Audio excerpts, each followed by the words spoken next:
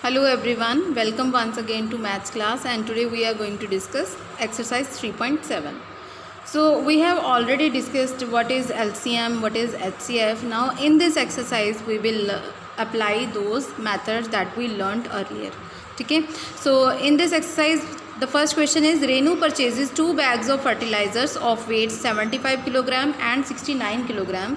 Find the maximum value of weight which can measure the weight of the fertilizer exact number of times. Suppose मतलब रेनू ने 2 bags लिए हैं fertiliser के.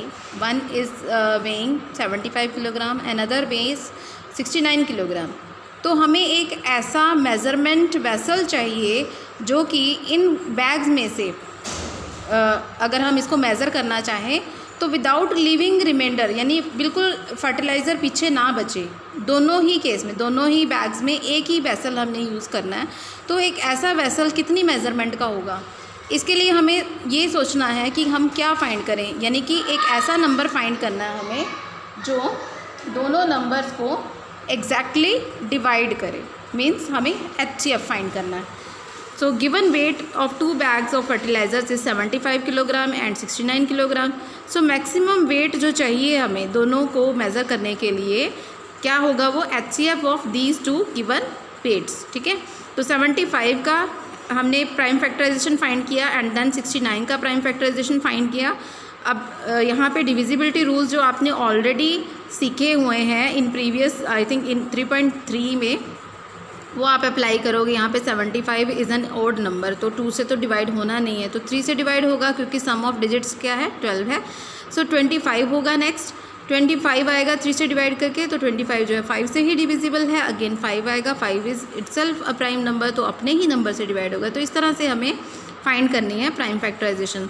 अब HCF कैसे find करते हैं, as we have already discussed कि दोनों जो कॉमन नंबर्स होते हैं उनकी पेयरिंग करनी है हमने. यहाँ पर 3 का पेयर बन रहा है और किसी भी अदर नंबर का पेयर नहीं बन रहा.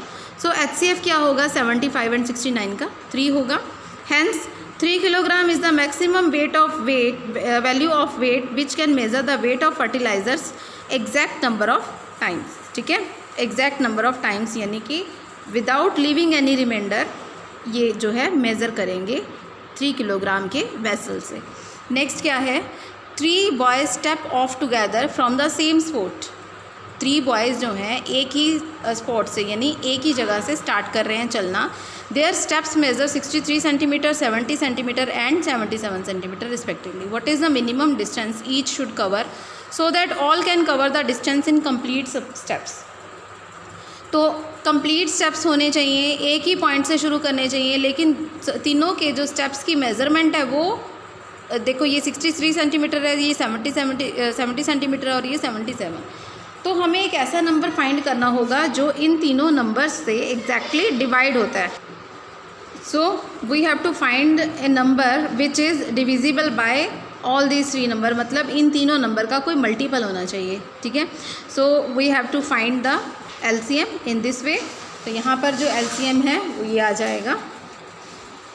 सबको मल्टीप्लाई किया हमने तो 6930. अब देखो जो हमने जो बॉय स्टेप ले रहे थे, इट मीन्स वो समथिंग डिस्टेंस है ना, तो जो भी आंसर आएगा LCM में वो भी तो एक डिस्टेंस ही होगा. तो don't forget to put the units. So 6930 centimetre will be the distance जिसमें जो बच्चे हैं, मान लो एक स्पोर्ट्स पे स्टार्ट किया और तीनों, एक का स्टेप जो है 63 सेंटीमीटर था, एक का 70, एक का 77, लेकिन इस डिस्टेंस पर जो होगा उन तीनों का स्टेप एक साथ ही रखा जाएगा. ओके, तो next see we have third question. The length, breadth and height of a room are given respectively. Find the longest of which can measure longest tape which can measure the 3 dimensions of the room exactly. Again हमें ऐसी एक tape find करनी है, tape की length find करनी है जो एक रूम की जो गिवन डायमेंशंस हैं उनको एग्जैक्ट नंबर ऑफ टाइम में मेज़र कर दे, यानी विदाउट लिविंग एनी रिमाइंडर. अगर हम इसको मेज़र करने जाएं तो भी रिमाइंडर ना बचे, इसको मेज़र करें तो भी रिमाइंडर ना बचे, इसको मेज़र करें तो तब भी रिमाइंडर ना बचे. तो ऐसा कौन सा होगा. अब लॉन्गेस्ट देखो, the word longest itself explaining itself कि ये एक HCF होगा. So HCF of these 3 numbers, find out this, you will find the 75 centimetre and this is the longest tape we have which can measure the 3 dimensions of room exactly. Okay, next one, see we have fourth question. Determine the smallest 3-digit number which is exactly divisible by 6, 8 and 12. तो एक ऐसा number find out करना है जो 6, 8 and 12 तीनों से divide हो. तो एलसीएम फाइंड करेंगे अगेन. अब देखो फाइंड आउट क्या करना है, हमें स्मॉलेस्ट 3 डिजिट नंबर फाइंड करना है. यहाँ पर इन तीनों नंबर्स का एलसीएम आया है 24, लेकिन 24 इज़ अ 2 डिजिट नंबर. तो क्या करें अब हम, तो जो रिक्वायर्ड नंबर होगा इन तीनों नंबर्स का जो एलसीएम आया है उसी का कोई ना कोई मल्टीपल होगा. तो हम फाइंड करेंगे 24 के मल्टीपल्स को. 24 1 जा 24, 24 2 जा 48, 24 3 जा 72, 24 4 जा 96, 24 5 जा 120. ओके, तो अब देखो पहले तो ये 2 डिजिट नंबर आ रहे थे ना मल्टीपल्स, लेकिन यहाँ पर अब 3 डिजिट नंबर आया और बोला क्या आ गया है स्मॉलेस्ट 3 डिजिट नंबर, यानी सबसे पहला जो नंबर होगा, जैसे हम कहते हैं स्मॉलेस्ट 3 डिजिट नंबर क्या है 100. इससे पहले वाले जो सारे नंबर हैं 10 to 99 वो क्या है 2 डिजिट नंबर. तो जो सबसे पहला 3 डिजिट नंबर आया 24 का मल्टीपल वो क्या है 120. सो 120 is the smallest 3 digit number which is exactly divisible by 6, 8 and 12. Next fifth question है determine the greatest 3 digit number exactly divisible by 8, 10 and 12. Again we have to find. अब यहाँ पर देखो greatest word पर मत जाना क्योंकि we have to find the greatest 3 digit number, लेकिन जो इनसे डिविजिबल है यानी ये तीनों नंबर उस नंबर के डिवाइज़र हैं. ठीक है, तो डिवाइज़र कौन होते हैं, जब हम डिवाइज़र किसी मल्टीपल के ही होंगे ना, तो मल्टीपल एलसीएम में ही होगा. हमें तीनों नंबर का एलसीएम फाइंड करना है. तो क्या आया 120 आया. अब 120 को हमें कब तक मल्टीप्लाई करना है, जब तक 3 डिजिट चेंज होकर 4 डिजिट ना हो जाए. यानी 4 डिजिट जब जहाँ आएगा इट मीन्स वो तो 4 डिजिट हो गया, वो तो स्मॉलेस्ट 4 डिजिट हो गया ना. अब हमें ग्रेटेस्ट 3 डिजिट, तो 120 को जब हम मल्टीप्लाई करते जाएंगे 121 जा 120, 122 जा 240, 360. ठीक है, तो मल्टीप्लाई करते करते अब 120 itself is a 3 digit number. तो इसको हम कहाँ तक मल्टीप्लाई करेंगे 8 पर करेंगे तो 960 आएगा जो कि ग्रेटेस्ट 3 डिजिट नंबर है. ठीक है, hence 960 is the greatest 3 digit number which is exactly divisible by 8, 10 and 12. Right, next one, see we have the traffic lights. The traffic lights at 3 different road crossings change after every 48 seconds, 72 seconds and 108 seconds respectively. If they change simultaneously at 7 AM, at what time will they change simultaneously again? तो traffic lights का सबको पता है, एक बार red signal होगा, उसके बाद green yellow, उसके बाद ग्रीन होगा. ठीक है, तो जब आप किसी रोड पे चले जा रहे हो, सपोज़ यहाँ पर एक रेड लाइट है, आप थोड़ी और आगे जाओगे जहाँ पर 4 रोड्स मतलब जहाँ पे क्रॉसिंग होती है रोड्स की, यानी एक रोड इधर, एक रोड इधर, एक रोड इधर, तो जहाँ पर 2 रोड्स क्रॉस कर रहे हैं एक दूसरे को, वहाँ पर हमेशा आपको रेड लाइट्स मिलेंगे. ठीक है, तो रेड लाइट्स क्या हैं, एक 48 सेकेंड्स पर एक रोड, एक रेड लाइट जो है वो 48 सेकेंड्स पर होती है चेंज, एक 72 सेकेंड्स पर और एक 108 सेकेंड्स पर. तो वो कह रहे हैं कि साइमल्टेनियसली, यानी अगर 7 AM पर सारी की सारी लाइट्स रेड थी या सारी की सारी ग्रीन थी या सारी की सारी येलो थी, तो नेक्स्ट वो किस टाइम पर सेम होंगी. So we have to find the LCM. हमने एलसीएम फाइंड किया तो 432 आया. अब 432 क्या आया है, ये देखो ये टाइम था ना, सेकंड्स हैं, तो 432 भी क्या होगा टाइम है. तो 432 सेकंड्स के बाद सारी लाइट्स जो होंगी वो एक जैसी नज़र आएंगी. अगर रेड है तो रेड होंगी, येलो है तो येलो होंगी, ग्रीन है तो ग्रीन होंगी. Now the time was 7 AM, है ना, तो 7 AM पर पहले एक जैसी थी. अब नेक्स्ट कब होंगी 432 सेकेंड्स के बाद. 432 सेकेंड्स को पहले हम मिनट में कन्वर्ट कर लें, because 1 minute is equal to 60 second.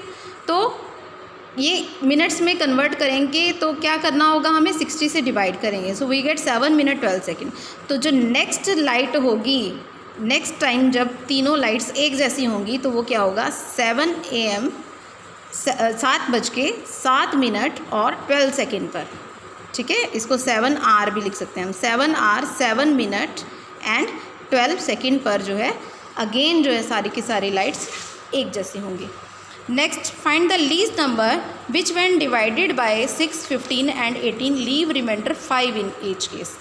ठीक है, तो हमें एक ऐसा नंबर फाइंड करना है जो इन तीनों नंबर्स को डिवाइड करे और रिमाइंडर बचा दे कितना, 5। तो इसके लिए हमें क्या करना है, यहाँ पर इसके लिए हमें क्या करना है, we have to take the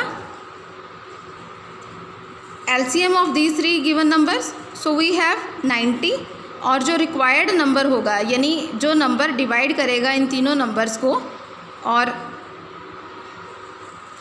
जो नंबर इन तीनों नंबर्स से डिवाइड होगा एग्जैक्टली और रिमाइंडर भी बचाना चाहिए 5, तो हम जो LCM आया है उसमें 5 को ऐड कर देंगे। तो 95 वो नंबर होगा जिसको अगर हम 6 से डिवाइड करेंगे तब भी रिमाइंडर 5 आएगा, अगर हम 15 से डिवाइड करेंगे तब भी रिमाइंडर 5 आएगा, 18 से डिवाइड करेंगे तब भी रिमाइंडर 5 आएगा।